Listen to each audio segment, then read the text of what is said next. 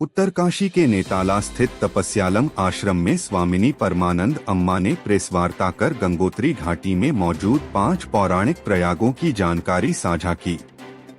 उन्होंने बताया कि विनाशकारी भूकंप के बाद ये प्रयाग दब गए, जिनका उल्लेख स्कंद पुराण के केदारखंड में मिलता है।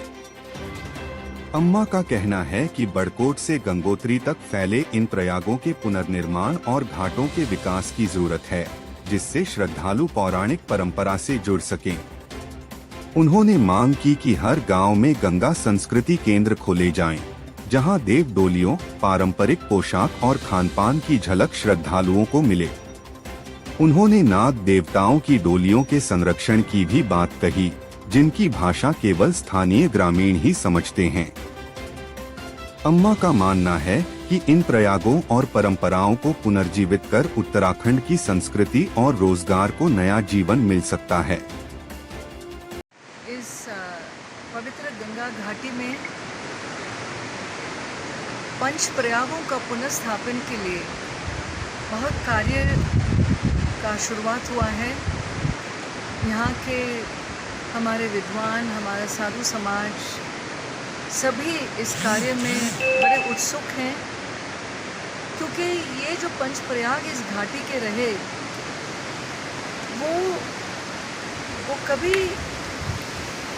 भूकंपों के वजह से कई कारण हो सकते हैं, लेकिन कभी यहाँ लोगों ने ध्यान नहीं दिया। उत्तरकाशी में उत्तर प्रयाग है।